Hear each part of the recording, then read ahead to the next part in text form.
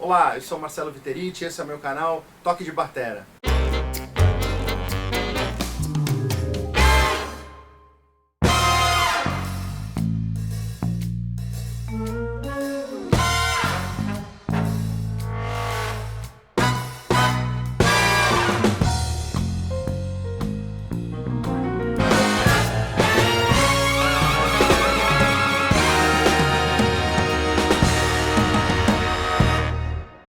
Bom, pessoal, hoje eu tô aqui com meu super amigo Eduardo Paes, baita músico, baita artista, super guitarrista, e vamos bater um papo para entender um pouco a trajetória. Edu, super obrigado, muito bom te ver. Eu que agradeço o convite, Vitela, um grande amigo também, grande baterista também. Que... Muito grande. Não, foi a gente estava até um pouquinho assim, estava conversando aqui. No início da trajetória musical minha, o Vitela foi um cara muito importante, que a gente aprendeu música junto. Legal. Né? A gente fez muita coisa junto, eu, o Vitela, o Kleber, né? O Fábio. A gente vai falar disso. Eu me lembro, Edu, de te conhecer, eu via você tocar na época dos nossos shows em Floresta, lá em Osasco ali, e eu me lembro das bandas de cover, de rock. E você já era um cara acima da média. Eu lembro de você tocava numa época, tinha acho que o Marcelo Gomes na batera, tinha uma turma. E eu lembro que chamou a atenção, eu falei, porra, puta guitarrista legal, com uma sonoridade e tal. E um fraseado super legal, mas muito acima da média da época. E você era muito jovem, né? A gente era novo, eu tô falando de 85, 86... Como é que a música entra na sua vida, assim? Como é que apontou esse interesse de estudar música? Porque claramente você estudava. Você não saiu de orelhada, tocando. Como é que começou um pouco isso? A música começou de um jeito meio por acaso, assim. Não veio de uma família de músicos, né? Que a gente conhece muitos, né? Que tem essa vivência em casa. Veio da molecada da rua, de tocar, de fuçar, mas logo desde o começo, assim, eu gostei, né? Foi uma coisa que eu sempre gostava mesmo. E nessa época, que era a época das bandas, que foi quando eu te conheci, tinham várias bandas, e era legal que naquela época tinha fervilhava, né? A cada esquina, você tinha um monte de bandinhas montando. E trabalho autoral, inclusive. Trabalho autoral, todas elas quase, né? Trabalho autoral e os instrumentos precários, mas a gente ensaiava, botava tudo nas costas e ensaiava. Era uma época divertida, difícil, mas divertida. Quando comecei a tocar nessa época, na verdade, eu acho que essa vivência prática com outros músicos, né, não ainda com músicos, né, com a outra molecada, mas essa vivência prática de você tocar, isso daí eu acho que despertou a vontade. Então, esse período, para mim, é um período muito importante de ter dado o start. Eu tive a sorte de ter feito muito pouco tempo, mas eu fiz o meu primeiro professor, ele, na época, até então, meu único professor, e foi um período curto que eu tive, mas era um cara muito rigoroso, assim, e isso foi importante, que era o Aldo Landi, que é um cara famoso, que era, na época, muito famoso. Ele que foi meu primeiro professor. E logo de cara, assim, eu querendo tocar rock, ele já me passou outras coisas. Então, eu lembro do Aldo, assim, eu levando um disco lá do Led Zeppelin para ele tirar. Ele olhou, ele pegou o disco do Led Zeppelin e falou, deixa aqui, garoto. Aí pegou um outro do Joe Pass e falou, leva para ouvir. Tira. Falou, tira, né? Eu falei, tira como, né? Quem que eu vou tirar aqui, né? O Joe Pass. He's a genius within his own rights. Would you welcome on guitar the talented Joe Pass?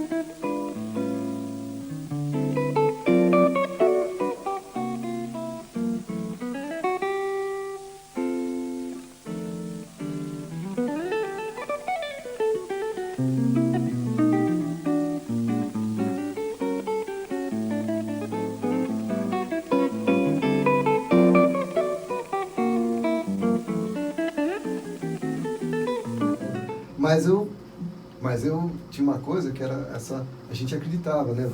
O Vitella era assim também, eu sei que você acreditava no professor, né? Você falava assim, o que o professor falava, você ia fazer piamente. Então o que eu fiz? Eu ouvi até furar aquele disco, devolvi para ele e comprei um disco. E aí, mesmo tocando rock, as referências musicais eram outras. Né? Isso que eu te perguntava, no começo você ouvia o Bom e Velho Rock and Roll, é isso? Sim. E essa conexão pro jazz foi instantânea ou você morou um pouco no blues? Não, foi direto, mas por causa do Aldo, né? O do Aldo esses caras, sem dúvida, nos ajudam nas referências e tal. Porque era uma época também que não tinha internet, não tinha tanta informação assim, né? Esses caras nos guiavam de alguma forma. Né? Porque eles já te mandavam, eles já tinham a experiência, né, de ter feito esse caminho, que é um longo caminho, e ele já te leva direto pros caras. Então eu lembro o Aldo, eu acho que é até mais importante do que a parte de harmonia. O estudo do instrumento em si, que foi importante, mas foi muito no começo. Eu acho que foi essa parte da apreciação musical, que é uma matéria até que muito tempo depois eu dei aula na faculdade de apreciação musical. E para mim a apreciação musical é isso, é você...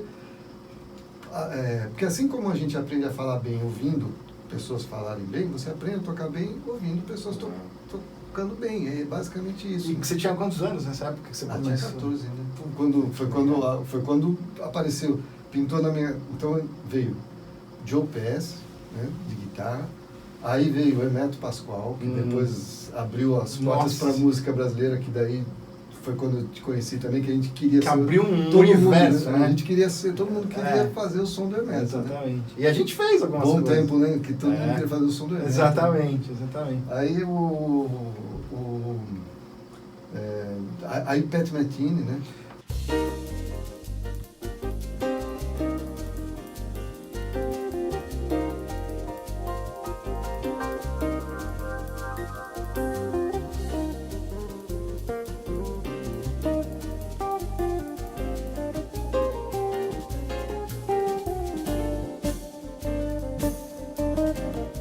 Eu me lembro claramente, a gente começou a tocar, não sei se foi 86, 87, não me lembro bem, e eu me lembro a evolução do seu fraseado, assim. Teve uma época que a gente descobriu o Pat Metheny, e eu me lembro que de repente o seu fraseado também deu uma mudada. Que a gente vai colando. Exatamente, cara. E aí você ficou, quanto tempo tocando rock and roll no começo, assim? Fiquei com... uns 2, 3 anos tocando rock and roll. E depois, naquela época que a gente montou o Calango, que era de música instrumental, dali pra frente, sempre toquei, sempre tive contato com o rock para dar aula, para tocar às vezes, mas daí pra frente sempre meu estilo, minha harmonização foi para outros caminhos, né? Foi pro caminho do... E aí comecei também, nessa mesma época, por causa do próprio Aldo, ele falou assim, tem 2 guitarristas brasileiros que tem que ouvir, o Heraldo e o Hélio Delmiro. Eu falei, daqui.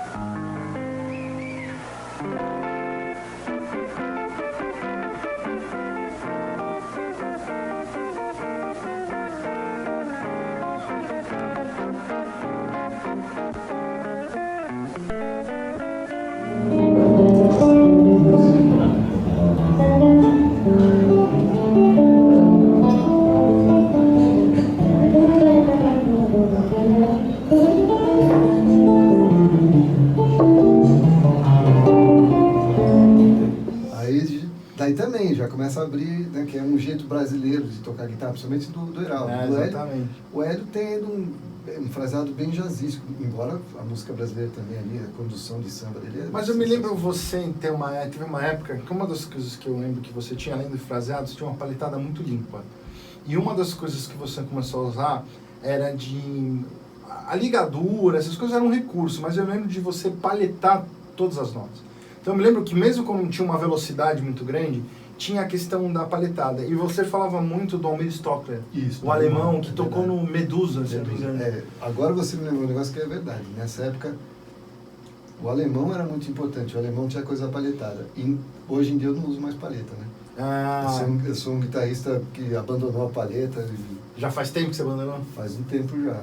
Por outros motivos, assim, sempre por buscas, né? Claro. Sempre foi consciente, assim, que aí eu queria achar um outro tipo de sonoridade, queria misturar um pouco a coisa do violão com a guitarra, então daí hoje eu sou um guitarrista que não toca com palheta. Mas até pra tocar rock and roll, Jeff Beck é um cara que não usa a palheta. É verdade.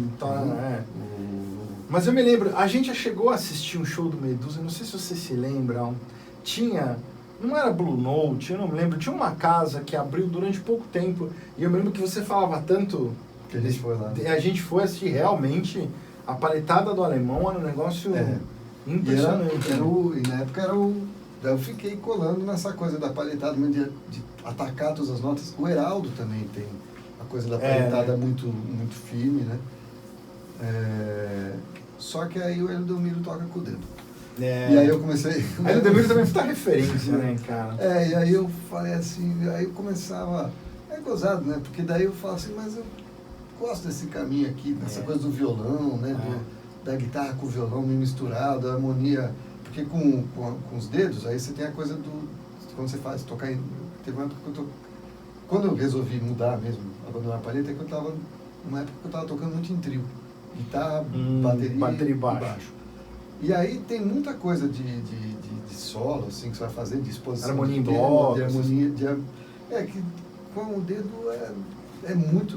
Você tem muito mais recurso. Você perde, na coisa da palhetada, às vezes você perde aquela coisa da expressão, da palheta. Isso aí não tem como fazer com o dedo. Em compensação você ganha. Mas eu ganho outras coisas. A gente tocou, quando a gente montou a nossa bandinha lá, que era eu, você, o Kleber e o Fábio Torres, a gente era uma banda relativamente ativa para aquela época, a gente tocou bastante. E teve um momento, naquela época, que eu me lembro que você foi fazer história na USP. Conta um pouco disso daí. Época de vestibular, tinha que decidir alguma coisa? Tinha que decidir, e aí tem uma... Você se formou em história? Me formei, foi até o fim. Fui e aí me formei para poder desistir mesmo. Né? Para poder falar, não. Mas você gostava, você era engajado no curso. Gostava do curso, tudo, mas teve a importância, mas eu acho que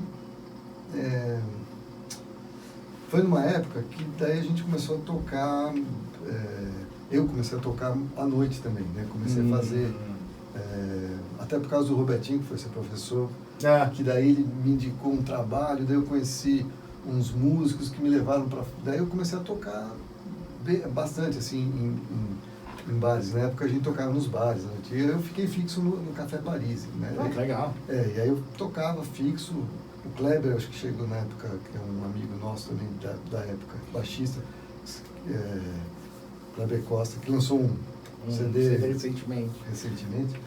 O Kleber também tocava lá, o Fábio foi tocar, a gente começou a tocar lá no Café Paris, naquela época os músicos... E é uma escola isso também, né, cara? Então, e era coisa de tocar à noite, né? E aí, ao mesmo tempo, fazendo curso de história, tocando lá, ficou um negócio meio... Esquisito. Porque eu ficava com um pé aqui, outro ali, um pé aqui, outro ali. Finalizei a faculdade, trabalhei um pouquinho, né, até um pouquinho antes da faculdade, dei um pouco de aula de história, mas aí teve uma hora que eu falei, não, o que eu quero é música, né? Vou fazer música. E aí eu já tracei um plano na época, assim, de... Por que eu falei na época que estava fazendo noite, né? Porque a noite, ela foi ficando, que a gente já conversou sobre isso, ela foi ficando um pouco ingrata, né? Foi ficando difícil trabalhar, você fica muito na mão do dono do bar, que às vezes é um cara que não entende de música. Aí você não tem contrato. Não tem contrato. Aí eu falei, não é legal isso aí também, né? E aí eu falei, bom, se eu vou trabalhar com música, eu vou tentar fazer uma coisa de... fazer uma carreira de aula mesmo, assim, como professor de música. Então você gosta de estudar, né, cara? Sim. Você tem esse lado meio acadêmico, né? Sempre tive. E aí eu me afastei, me estruturei nas aulas, aí eu falei, dá para viver, né, com música.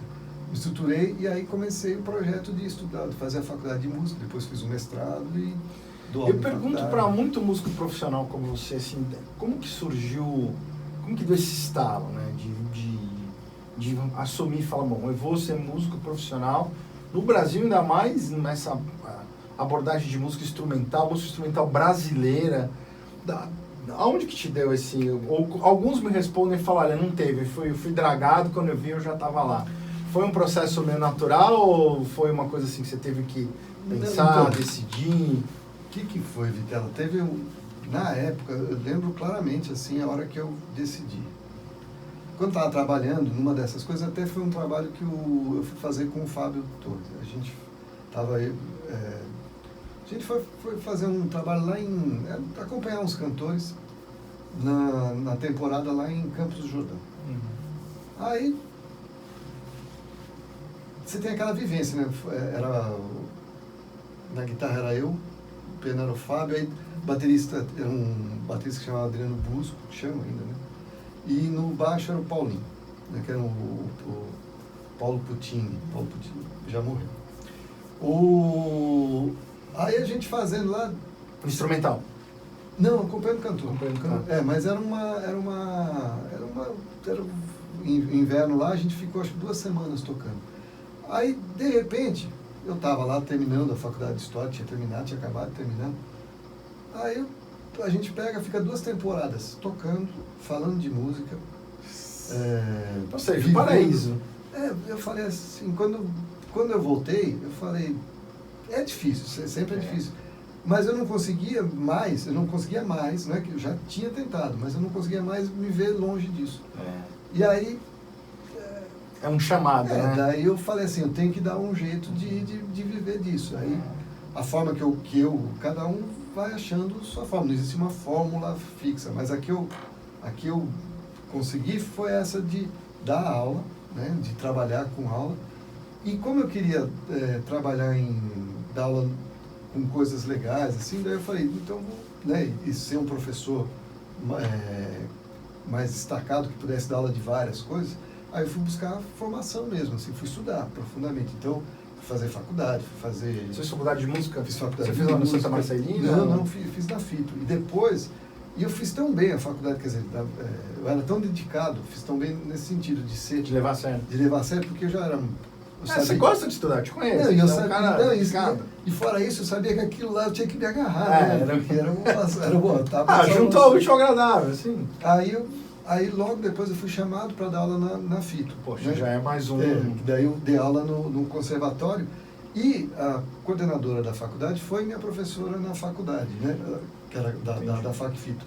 Aí ela me chamou, ela falou, vou te dar uma aula, vou te dar umas aulas na faculdade, que ela sempre apostou porque ela via minha dedicação. No seu potencial. Ela falou, vou te dar umas aulas na faculdade, e aí você tenta entrar no mestrado, porque você tem 2 anos para entrar. Daí eu entrei na USP, fiz o mestrado na USP. Mestrado em que? Composição, regência? Eu fiz em musicologia, mas o tema o tema foi sobre improvisação. O meu mestrado foi sobre improvisação musical. Então você dava aula, estudava. Então você dava aula particular também ou só lá na faculdade? Dei pouca aula particular, mas eu dei aqui, né, na Internet, que está aqui, que é uma escola com uma estrutura super legal, sempre foi o meu ponto de apoio dessa época toda, que eu estou aqui desde 92. Cara, isso é muito difícil, cara. E fui ficando. Você está como coordenador do curso? Sou coordenador da área de cordas, né? Trouxe o Kleber para cá, que eu conhecia da época que a gente tocava. O Kleber entrou, eu estou em 92, o Kleber entrou em 93. E ficou. Só, e aqui sempre foi um lugar muito legal para trabalhar, assim, muito tranquilo, e a gente sempre conseguiu ter uma boa estabilidade aqui. Esse foi Aí você, então, eu entendo agora essa parte como você se estruturou para estudar e as gigs. Porque, obviamente, você continuou tocando e tal. O que começou? Eu sei que você tocou com a Leni Andrade, eu toco com a Leni Andrade. A gente fez um show do Beto, né? É muito errado dizer que ela é a Sarah Vaughan brasileira? Não, a Leni é sensacional. Porque ela também tem a questão do improviso, do vocalize ali, né? A Leni, ela tem ela é a nossa grande cantora De jazz, assim. né? É que ela bossa também, né? Sem dúvida. Mas ela tem essa vertente. A Leni é um gigante, né? Como é que você chegou lá? Na verdade, a gente não chegou a fazer uma temporada com ela. Isso aí foi um show específico. Um show específico. Mas ela te rasgou elogio ali no improviso. É.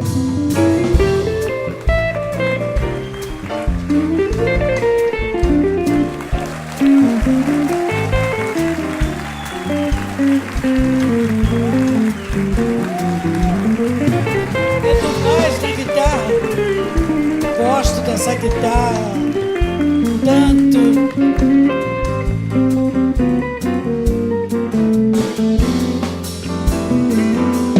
Muito legal.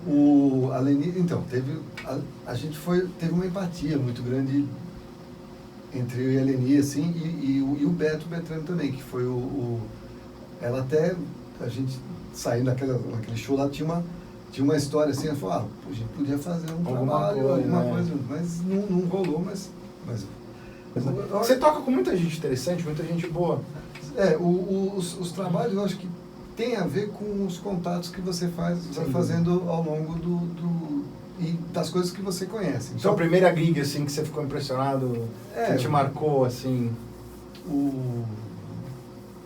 você já assumido como um músico profissional, artista profissional, assim?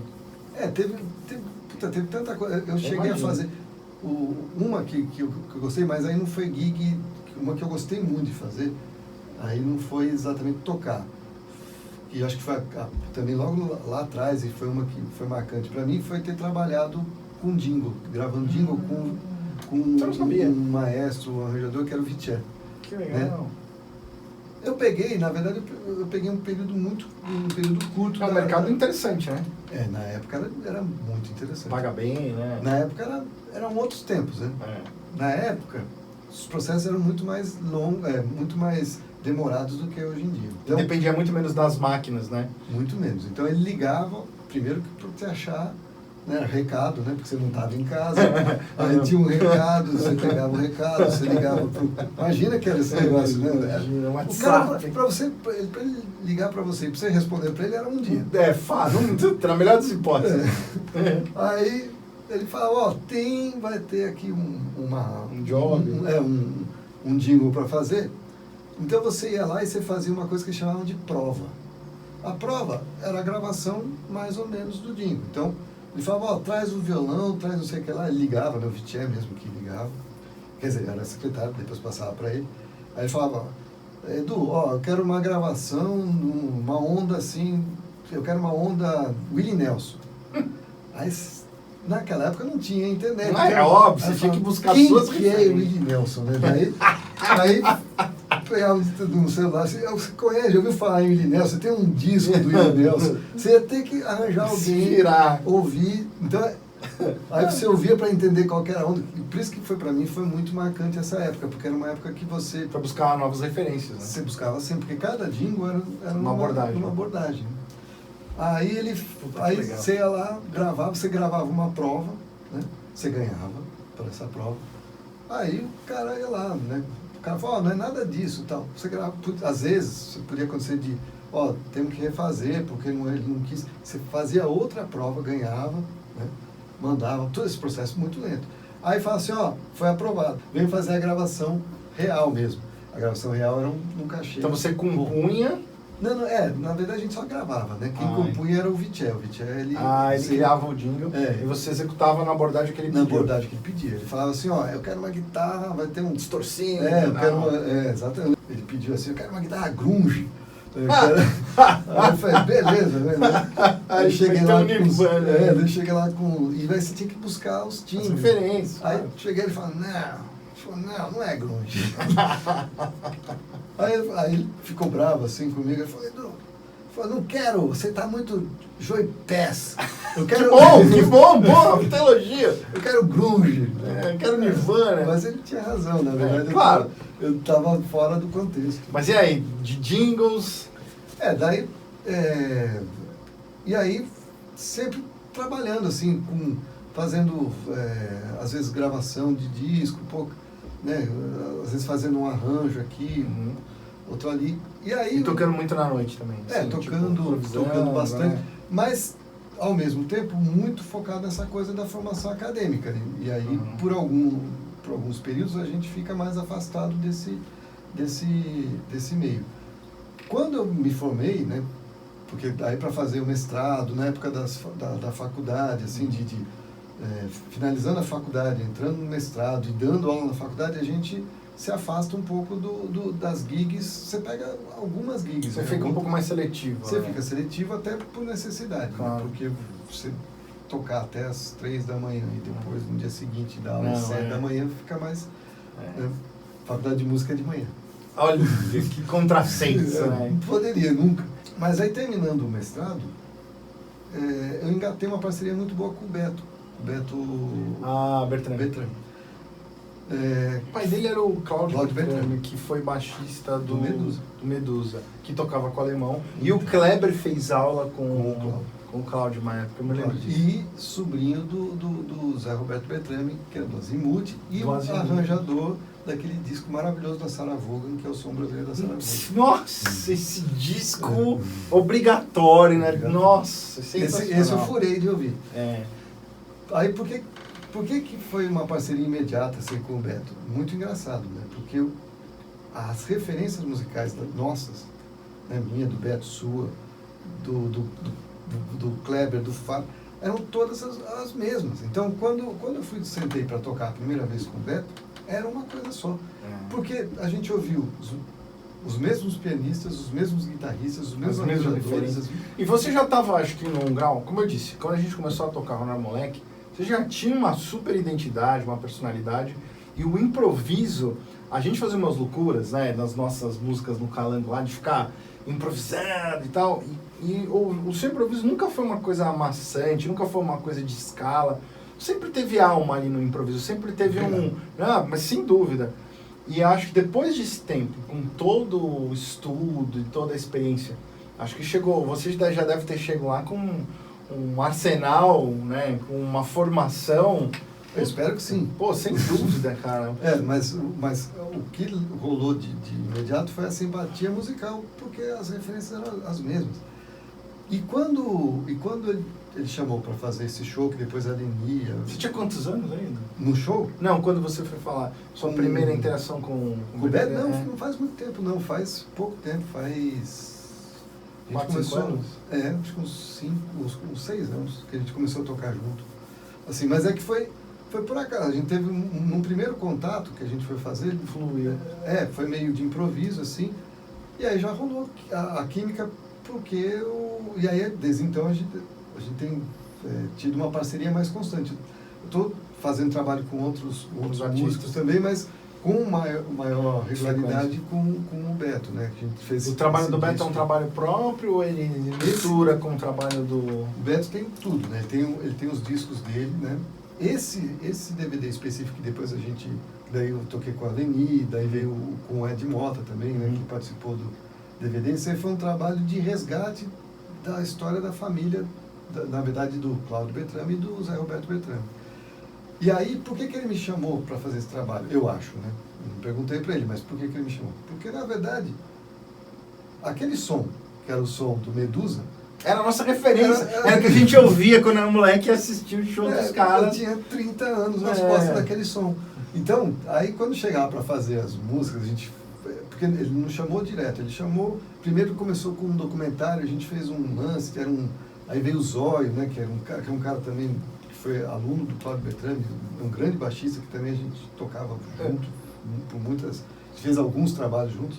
Aí ele juntou lá o Zóio e tal, que foi um grande aluno, talvez o aluno mais dedicado do Cláudio, né, que o Cláudio acolheu, né, Cláudio Bertrand acolheu. E a gente falou assim, vamos fazer um som uma música do Medusa para gravar aqui num documentário que eu estou fazendo da minha família e tal. Aí ele juntou. Ele falou, vamos fazer essa música e tal. Chegou lá para fazer. Eu sabia as frases do Heraldo. Sabia os temas, sabia tudo. Eu sabia, né? Porque era a referência. Eu sabia o timbre, sabia o timbre, sabia...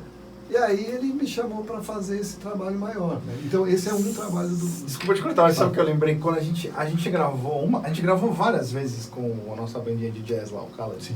E eu me lembro que eu gravei numa fita cassete, eu gravei de um lado a gente tocando 5, 6 músicas, e no resto da fita, no mesmo lado e no outro lado, tinha o Medusa.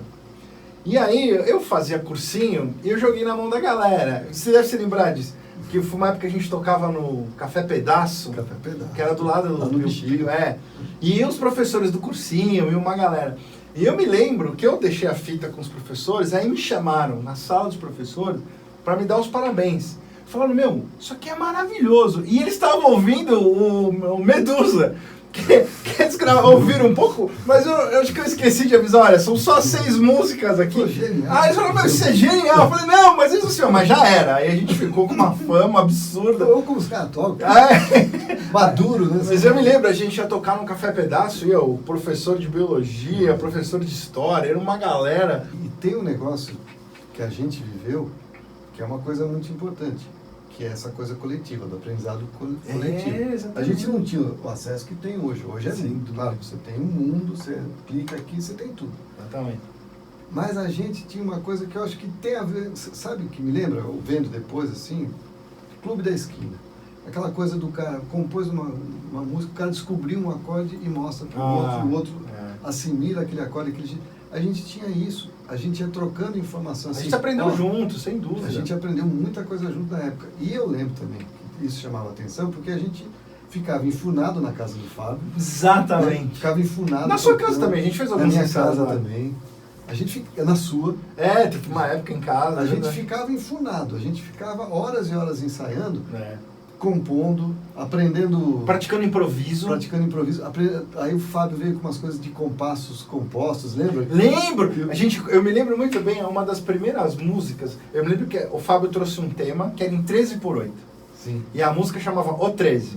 Eu acho que eu tenho a partitura até hoje. A gente estava na casa dele, cada um foi para um quarto, escrevendo. Então, para mim, eu tinha um baita orgulho, eu botava a partitura, eu me interpretava ali, olhando para a partitura, porque aquilo era um outro universo também, de você se expressar em compassos não convencionais e tal, e tentar atingir alguma fluência tocando, inclusive para vocês improvisarem em cima daqueles tempos de uma forma fluida, legal, né? Esse aprendizado coletivo eu acho muito importante.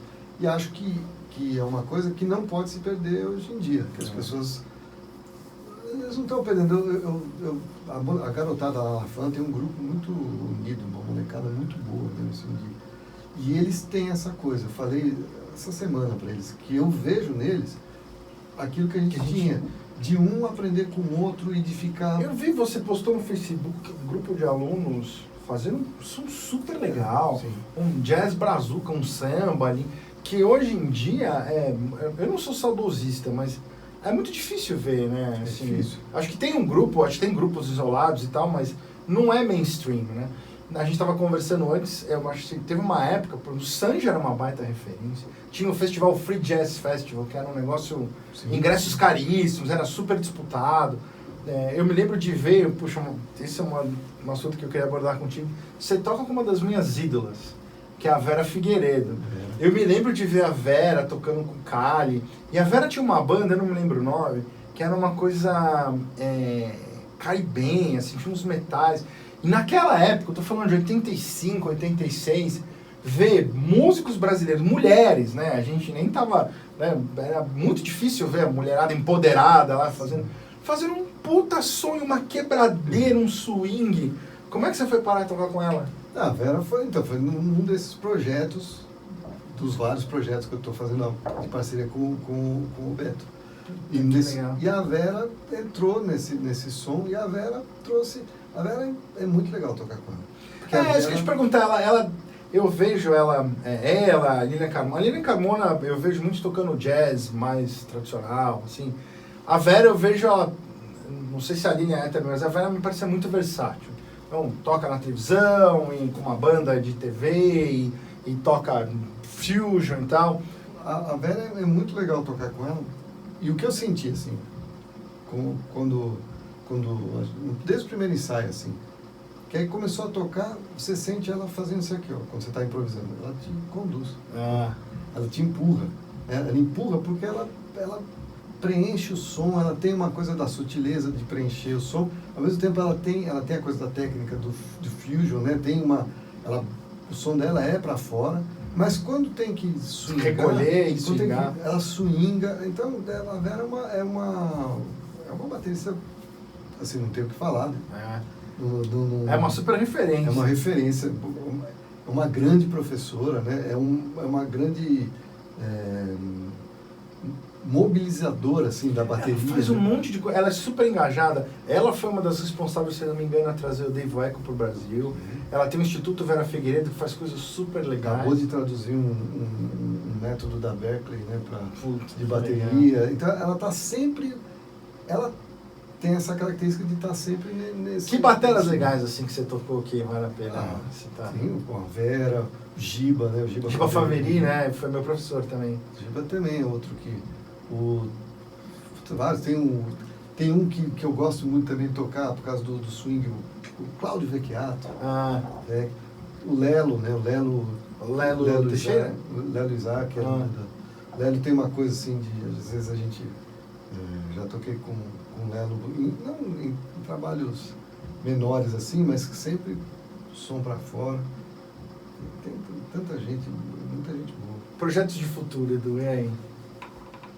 Um filho que tá vindo. A filha. A filha. Já tem nome, não? Luísa. Que legal. Tá chegando agora, talvez agora. Talvez agora, depois da entrevista aqui. Mas uma coisa que eu nunca fiz e que na verdade é engraçado, né? Porque eu sou cobrado isso quase diariamente pelos alunos, né? Que eu não tenho trabalho, né? Gravado, assim, produzido. Pois é. E você deve ter composições guardadas, assim, né? Desde aquela época que a gente compunha, a gente, né? Que é uma coisa que a gente aprendeu lá a buscar essa coisa da composição, né? Na época do... Continuei compondo, mas eu realmente acabei não... Acho que talvez por você ter gastado muita energia nessa parte importante para você da formação, do estudo e tal...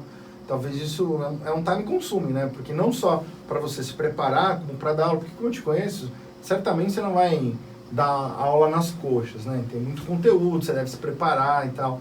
Mas eu acho, pelo que eu conheço, pelo que eu vi, o pouco que eu vi de você na internet e tal, puxa, seria muito legal se você pusesse um trabalho assim, porque, de novo, tem muito pouco músico brasileiro, jovem ainda, que tem essa pegada, essa referência de coisas boas e que entende a modernidade também. Eu tenho certeza que um trabalho autoral seu, eu acho que ia ser um marco, assim, referência para muita gente, porque pra gente, naquela época, como eu disse, a gente dependia dos professores. Hoje, com plataformas aí, YouTube, não sei o quê, eu acho que certamente viraria, assim, material obrigatório de escola de música. O que eu acho, assim, que talvez eu não tenha... Você tem razão. Talvez o que eu não tenha feito ainda, porque tem uma coisa que a gente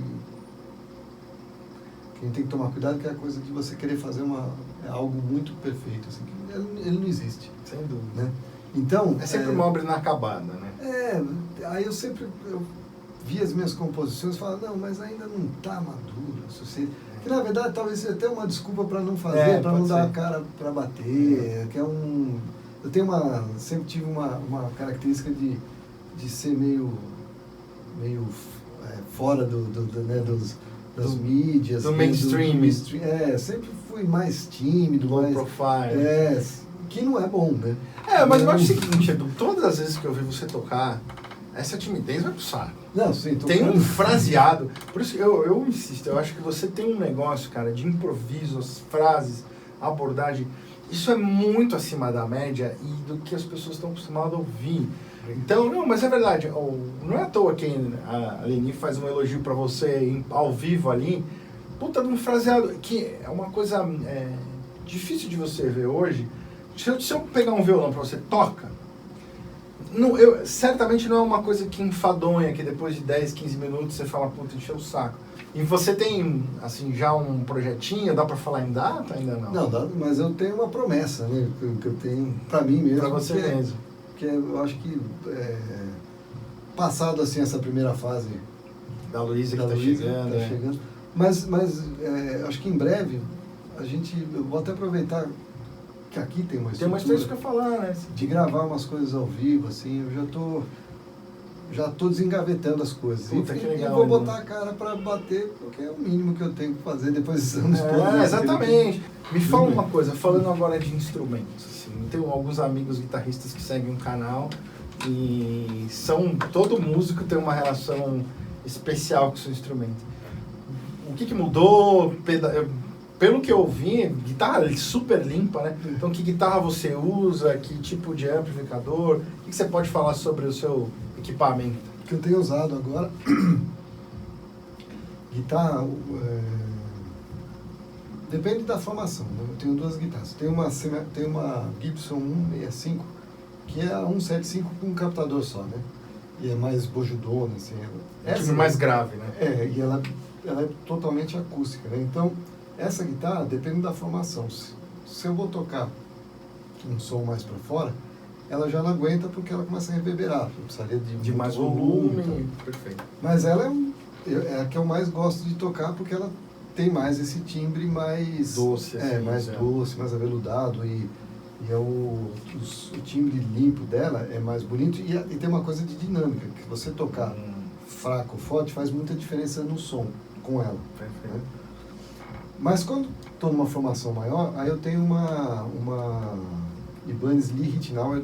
Bom, essa Gibson 165 é 92, ela não é tão antiga assim. Agora a Lee Ritenour é 82. Uau! Já é um. Pô, isso aí. Já é uma guitarra um pouco mais antiga, que é uma. Ela o desenho da 335, né, da Gibson, aquele desenho Um clássico da 335 mais fino, só que ela tem um braço um pouco mais comprido, né, porque o Lee Ritenour tem mais escala, é isso? Tem mais escala. Porque o Lee Ritenour, ele tinha como característica ser muito versátil, né, ele gravava muito, né, é verdade. E aí uma guitarra mais... E aí tem umas coisas que foram mexidas nessa guitarra. Então, o nut é onde vai a corda, aqui, né? O nut dela é de latão. O fato dele ser de latão, ele faz vibrar a corda diferente. Então ela fica com um som mais médio agudo. Então ela tem o som fechado, ela continua com grave. E se você precisar só que ela pra abre fora... bem. E tem um captador, eu toquei o captador dela, o da frente, que é o que eu uso, o outro eu já nem uso, né? Pode jogar, né? O da frente eu coloquei um Gibson, né? Um Gibson Classic 57, e aí ela ficou com, aí essa guitarra, então essa eu uso quando precisa de um som mais para fora, e a Gibson numa formação um pouco mais pedal, nada. Não, depende, às vezes não uso. Uso assim, depende se for fazer um outro som, às vezes vou fazer um evento, assim, então aí precisa... É muito pontual, então. É muito pontual, e aí geralmente eu pego emprestado, porque eu nem tenho. Que legal. E suas referências ultimamente, o que você tem ouvido assim de guitarrista, do brasileiro, assim, tem os guitarristas de sempre, né, que os mais antigos, o Hélio Delmiro continua sendo uma grande referência, mas tem um cara, não é tão novo assim, né, mas que pra mim é uma referência, um cara que eu estudo, que eu vou lá tirar as levadas, vou tirar às vezes a improvisação, que é o Lula Galvão, que é o guitarrista da Rosa Passos, né, e tem um cara que eu gosto muito, que é uruguaio, também dentro da música brasileira, mas que toca música brasileira, que é o Léo Almoedo, né, que é o guitarrista do Ivan Lins, tem bastante coisa. O Léo tem um jeito de tocar muito... É muito fluido, assim, né? Que me parece ser o seu estilo, Edu. Obrigado. Cara, isso pra mim acho que eu toquei com... Cara, não sou músico profissional, não vivo disso, Mas Porque, eu toquei... porque não quis. não tive coragem, cara. Mas o que realmente vocês são os heróis, cara.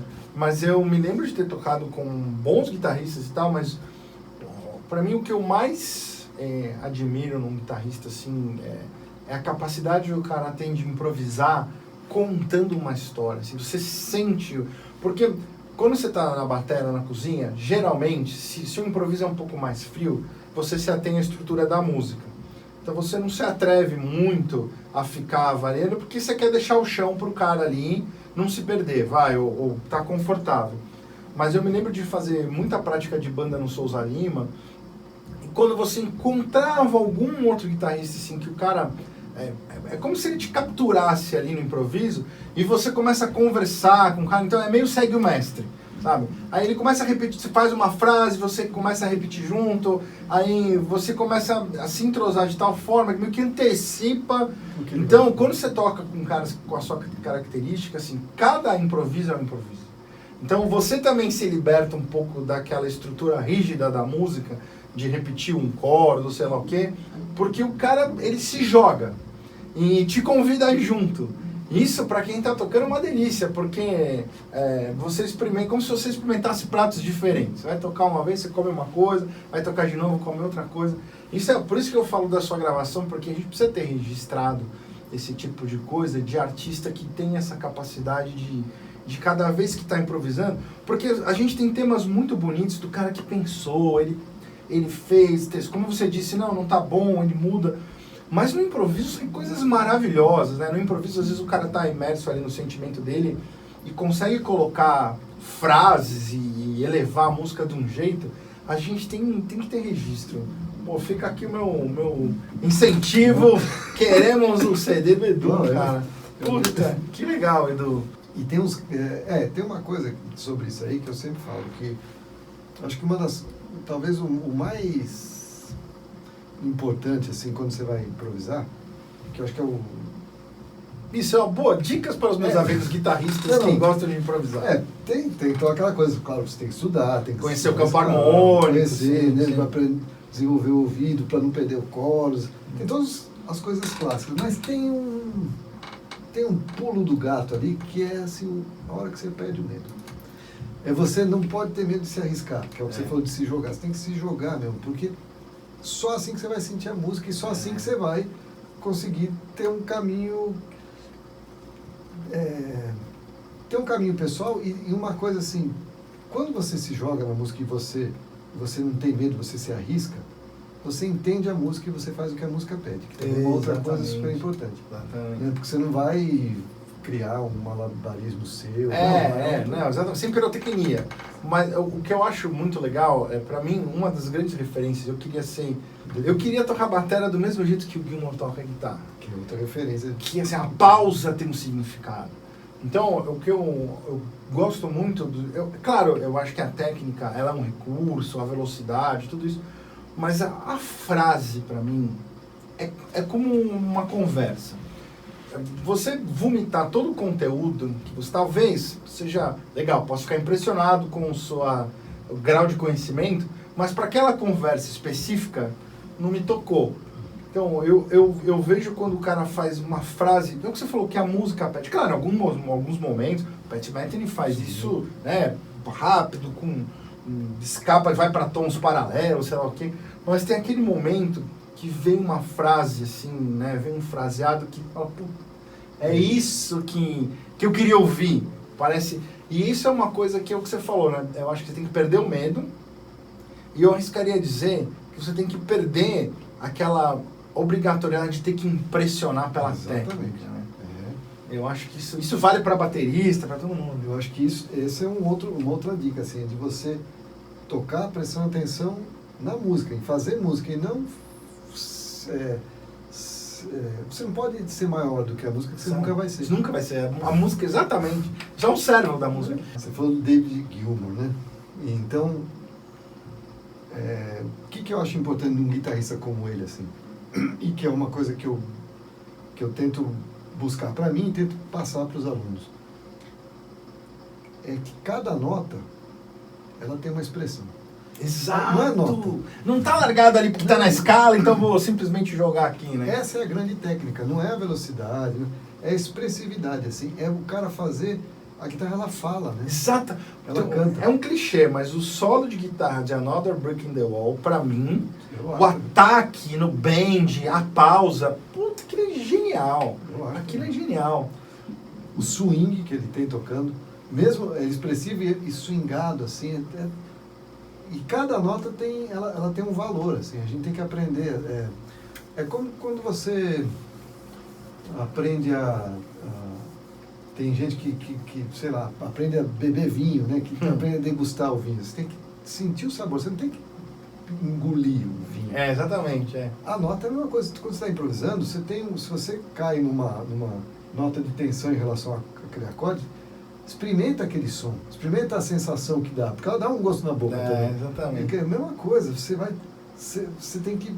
não pode jogar fora essa oportunidade e não pode deixar passar em branco para quem está ouvindo. O cara tem que sentir a mesma experiência. Eu acho que se a gente voltar pro ponto lá, então acho que o que a gente pode dar de dica pro pessoal é se atire, mas em direção à música, não em direção à sua técnica, ao seu virtuosismo, sei lá, né? Respeita a música. Exatamente. A música tem que falar mais alto. E tenha o esforço sempre de ouvir o que a música pede de você. Que às vezes é uma pausa, Às às vezes é um silêncio, às vezes é uma dinâmica, né? Cara, puta, Edu, muito bom, cara. Obrigadão pelo papo, legal te ver, cara. Bom, pessoal, espero que vocês tenham gostado do bate-papo com o Edu, que é um baita guitarrista, um super músico. E tem outras entrevistas que eu estou preparando por aí, vem algumas coisas legais. Fiquem ligados no canal. E é isso aí. Minha entrevista com o Eduardo Paes é o meu toque de bateria de hoje. Valeu e até a próxima.